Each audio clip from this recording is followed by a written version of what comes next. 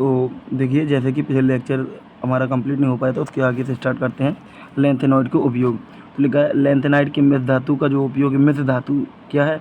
Lanthanide में कि काफ़ी सारी धातु हैं, 14 धातु होती हैं।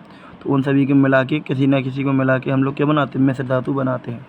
तो जो उपयोग किया जाता है सिगरेट व गैस लाइटर, आग फेंकने वाले बम आदि बनाने में किया जाता है, यह प्रयोग होती हैं। तो ये कौन कौन सी? ये काफ़ी सारी धातु हैं, इन सभी को मिलाकर क्या बना लिया जाता है? इन सभी को मिला के आपका बना लिया जाता है मिश्र धातु, और उसका उपयोग करते हैं सिगरेट बनाने में, गैस लाइटर बनाने में, आग फेंकने वाले बम आदि बनाने में प्रयोग होती हैं। ठीक है, अब देखिए ये तो हमारी ये जो है ये सब तो पी ब्लॉक में ही है।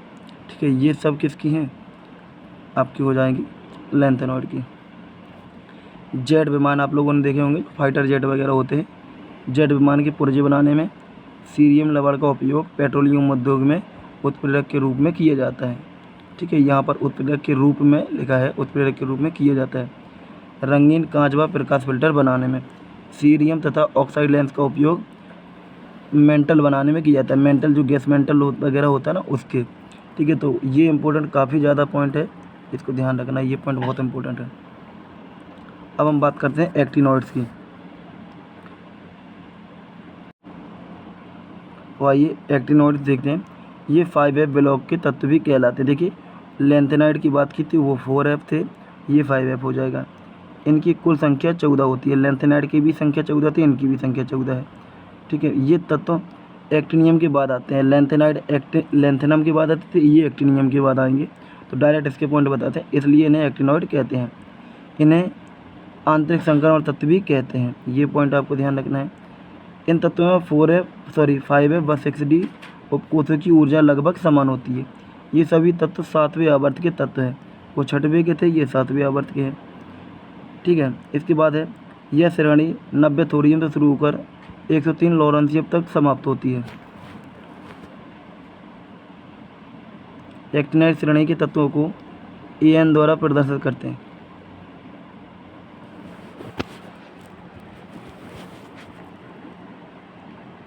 इसके बाद है एक्टिनाइड श्रेणी के सभी तत्वों को AN द्वारा प्रदर्शित करते हैं, ये ध्यान रखना है बस। लैंथेनाइड है तो LN, एक्टिनाइड है तो AN। यूरेनियम के बाद आने वाले सभी तत्व कृत्रिम तथा अस्थायी होते हैं। अस्थायी का मतलब होता है वो स्वतः विकसित हो जाते हैं, कैसे? अल्फा बीटा गामा किरणें उत्सर्जन के।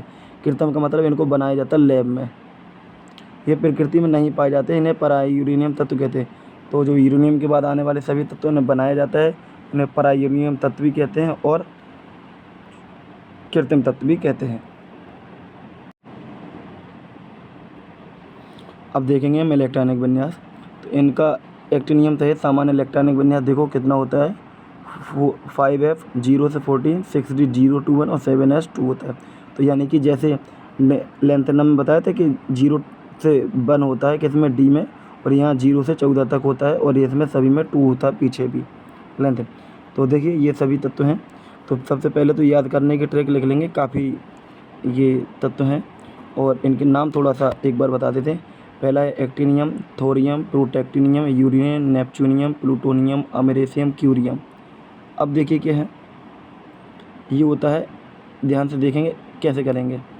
देखो ये तो हो गया आपको पहला तत्व, आप याद कर लेना। ठीक है, एक्टिनियम से चालू थे, ट्रिक आपकी यहाँ से शुरू। इसके बाद ये भी तत्व हैं बर्किलियम, कैलिफोर्नियम, आइंस्टीनियम, फर्मियम, मेंडलीवियम, नोबेलियम, लोरेंसियम। हम आपको बताते हैं ट्रिक कैसे याद करेंगे। देखो इसको लिखेंगे हम थोड़े पापड़। ठीक है, थोड़े पापड़ से उन्हें निपटाओ, पुराने आम कम बिकेंगे। इसके बाद है आपकी ट्रिक यहाँ से, पुराने आम कम बिकेंगे। फिर कैफ़े में ऐश फरमाओ मैडम, नाश्ता लाओ। ठीक है, आप इसको रिपीट करके सुन सकते हो, फिर इसको लिख लेना आप हिंदी में अच्छे से। इसके बाद ये आप याद कर लोगे। ठीक है, और इनके नाम भी आप ध्यान रखना, काफ़ी काम के हैं। जब D&I ब्लॉक से क्वेश्चन आएगा तो इसको आपको काम में आए।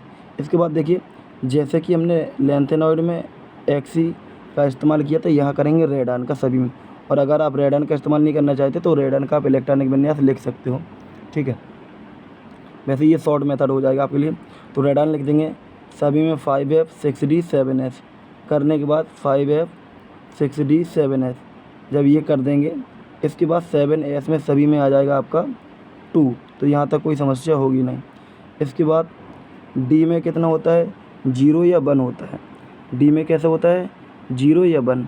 तो डी में देख लीजिए पहले नंबर पे क्या है, 0, ठीक है। इसके बाद दूसरे नंबर पे क्या 2, इसके बाद जो भी आएगा सब में 0 या 1 आएगा। तो पहले पे 1 2 हो गया। इसके बाद फिर कहाँ पर 1 1 1, ठीक है, यहाँ 0 है इस वाले पे, ठीक है। इसके बाद फिर 0 0 0, इसके बाद कितना आ जाएगा, फिर आ जाएगा 1, फिर आ जाएगा आपका 0 0 0 0 0 1। तो लास्ट में 1 है सबसे पहले तो, और शुरुआत में 1 है, और सेकंड नंबर पे 2 है। इसके बाद कहाँ पे 1 है हमारा, ये लाइन में, फिर थर्ड फोर्थ में, इसके बाद सभी में 0 है। फिर क्यूरेशियम में कैसा है, 1, बस। इसके बाद बर्केलियम में, इसके बाद सभी में क्या हो जाएगा। इसके बाद आपके इलेक्ट्रॉन बचे, देखिए 4f। एफ में क्या करना है, 5f में, एफ में इलेक्ट्रॉन आपको 1 नहीं देना है, 5 नहीं देना है, 9 नहीं देना है, लेकिन 0 7 4 2 टाइम्स है। तो 0 कहाँ से हो जाएगा, 0 2 बार आ जाएगा, यानी कि ये चीज़ आपको रिपीट करना है और ये वाले नंबर गायब करना है। तो एफ में 1 नहीं आएगा, 0 आएगा, ठीक है। फिर 2 नहीं आएगा, सॉरी 1 नहीं आएगा, कितना आ जाएगा, 2 आ जाएगा। तो ऊपर कितना हो जाएगा, F0 फिर 0, क्योंकि 0 की शुरुआत हमें करनी है 2 बार। तो 0 0 2 3 4 5 नहीं आएगा, कितना आएगा, 6 आएगा। फिर 7 7 कितने बार है, 2 टाइम्स। फिर 8 9 नहीं आएगा, फिर आएगा 10, ठीक है। फिर 11 12 13 14 कितने टाइम आएगा, 2 टाइम्स। बस ये इस तरीके से आप इसके इलेक्ट्रोनेगेटिवनेस कर सकते हो। अब हम देखेंगे ऑक्सीकरण अवस्था। तो ऑक्सीकरण अवस्था में देखिए इन तत्वों की प्रमुख स्थायी ऑक्सीकरण अवस्था जो होती है वो होती है +3। इसके बाद ये जो तत्व नाम लिखे हैं, thorium, protactinium, uranium, neptunium, plutonium, americium, ठीक है, क्यूरेशियम और बर्केलियम, इनकी जो ऑक्सीकरण अवस्था होती है वो +3 ऑक्सीकरण अवस्था, इनके नाम दिए गए। इसके बाद कुछ एक्टिनाइड्स, यानी कि यूरेनियम, नेपच्यूनियम, प्लूटोनियम, अमेरिशियम +6 ऑक्सीकरण अवस्था प्रदर्शित करते हैं। इन तत्वों में सर्वप्रथम 7s से इलेक्ट्रॉन जाते हैं और फिर 6d और वह फिर 5f से जाते हैं। इससे क्वेश्चन नहीं आता है, ठीक है। अब आइए आगे देखते हैं। आयनिक आकार श्रेणी में बाएं से दाएं चलने पर आकार घटता है एक्टिनाइड संकोचन के कारण। देखिए जिस तरीके से लेंथेनाइड बताया था उसमें बस लेंथेनॉइड की जगह एक्टिनाइड लगाना है आपको, लेंथेनाइड संकोचन हो जाएगा आपका, सॉरी एक्टिनाइड संकोचन। ये अब देखिए सामान्य लक्षण में क्या है, ये सभी तत्व चांदी जैसे सफ़ेद होते हैं। तो चांदी जैसे सफ़ेद होते हैं यानी कि सिल्वरी वाइट मेटल होते हैं। इसके बाद इनके गलनांक क्वथनांक अधिक होते हैं। एक्टिनाइड के गलनांक क्वथनांक कैसे हो जाएंगे, अधिक। थोरियम एवं अमेरिशियम के अलावा अन्य सभी तत्वों के घनत्व उच्च होते हैं। इसके बाद वे तत्व जिनमें अयुग्मित इलेक्ट्रॉन होते हैं वे अनुचुंबकीय और रंगीन होते हैं।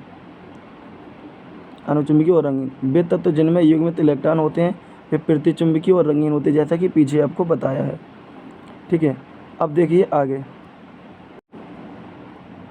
अब हम बढ़ेंगे विलयन में लवण तथा आयनों का रंग। तो देखिए क्या है, एक्टिनॉइड की लवण मुख्यतः M3+ और M4+, इसका मतलब है 3+ ऑक्सीकरण वाले और 4+ रंगीन होते हैं, जिनमें इन विन्यास के कारण स्थायित्व, यानी लास्ट में जो F में होगा या 2 होगा, 3 4 5 6 विन्यास होता है, वे रंगीन होते हैं। और जिन आयनों में ये विन्यास होता है वे कैसे होते हैं, रंगीन होते हैं, ठीक है। इसके बाद देखिए रासायनिक सक्रियता क्या है। एक्टिनाइड अत्यधिक सक्रिय धातु हैं, जल के साथ क्रिया करके ऑक्साइड व हाइड्रोक्साइड बनाते हैं। तो ये मान लीजिए एक्टिनियम है और ये जल से क्रिया करके क्या बनाएंगे, ऑक्साइड और हाइड्राइड। ऑक्सीकरण अवस्था 3 वाले बनाए हैं इसने, ये ऑक्साइड है, ये हाइड्रोक्साइड है, एक्टिनियम ऑक्साइड, एक्टिनियम हाइड्रोक्साइड, ठीक है। इसके बाद है एक्टिनाइड भी लेंथेनाइड की भांति संकर बनाते हैं, यानी कि जटिल यौगिक के संकर यौगिक बनाते हैं, ठीक है। परंतु एक्टिनॉइड में संकर बनाने की प्रवृत्ति अधिक होती है। तो इससे क्वेश्चन बन सकता है कि लेंथेनाइड और एक्टिनाइड में संकर बनाने की प्रवृत्ति किस में ज़्यादा होती है, तो एक्टिनाइड, क्योंकि इनका आवेश अधिक और आयनों का आकार छोटा होता है। कारण भी पूछ सकते हैं, ये उच्च ताप पर अधातुओं से क्रिया करके संगत यौगिक बनाते हैं, हैलोजन से हैलाइड बना लेते हैं। अब हम बात करेंगे एक्टिनाइड के उपयोग की।